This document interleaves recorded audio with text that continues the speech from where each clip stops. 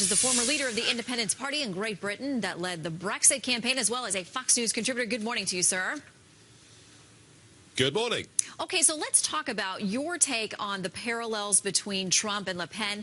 Are they an exact match? How is that viewed there in France? Well, it's very interesting. The way the international media are portraying this is Macron is a centrist. He's nice. He's cuddly. He is the really good guy. Quite why he's called centrist when he was minister in a hard-left socialist government, I don't know. And then Le Pen is painted out to be far right. And let me just tell you something. The origins of the French Front National may well have been far right, but she's dragged them, I think, a long way from that. And in terms of security, in terms of believing in sovereignty, in many of those things, she has a huge amount in common with, firstly, the Brexit campaign, and secondly, with President Trump. Okay, so you're saying that much of the media in France operates much as it does here in the U.S., by your description there. Oh, yes. And President Trump also tweeted just days ago another terrorist attack in Paris after the tragic shooting there, saying the people of France will not take much more of this, will have a big effect on the presidential election. So now that we're down to 2, how does that issue factor into that May 7th vote? Well, there are 2 weeks to go.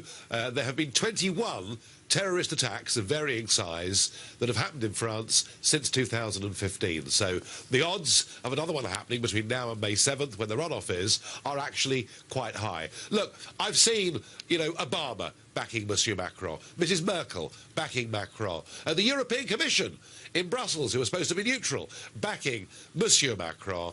The polls say that she's a long way behind, 20 points behind. All I would say to you is this man Macron has never been elected to anything. He's never been tested under fire. I listened to his speech last night. It was utterly vacuous. He had no policy at all, other than to say he'll defend the status quo. And I will make one prediction. That is that 20-point gap is going to narrow considerably over the course of the next 2 weeks. Well, you've been someone who's been really good at reading the people, despite the polls. The polls were way off, we know, in some cases in our presidential election just months ago. Yeah. How far off do you think that they are? Can she stage a full come-from-behind victory, in your opinion?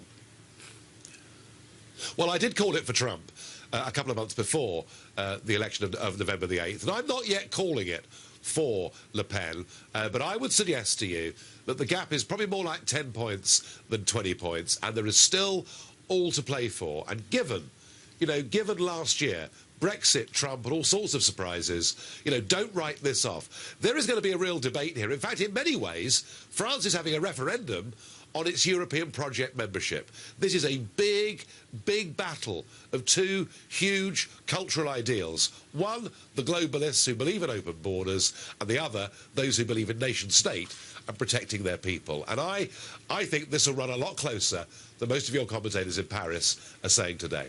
A lot of folks around the world think that the U.S. President should not be weighing in at all. He has not endorsed a candidate. He has tweeted. He has said some things that have been positive about Marine Le Pen's positions. Here is what his chief of staff, Reince Priebus, said yesterday when he was asked directly about that.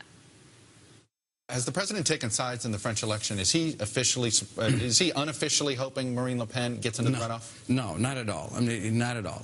He is going to support whoever the winner is. We've got a long-term relationship that's historical with the French people and the French government. And no matter who wins, that relationship is going to continue. So quickly, if President Trump is viewed as favoring one candidate over another in this election, is it a plus or a minus for that candidate? Look, he's been careful. I doubt the president will go any further than he's gone. He's pointed out that Le Pen is tough on terrorism. That's all he's going to say. Obama is openly backing Macron, and I'm sure the Clintons will too. Well, we're glad it's as interesting there as it is here, sir. Nigel Farage, always good to see you. Thank you.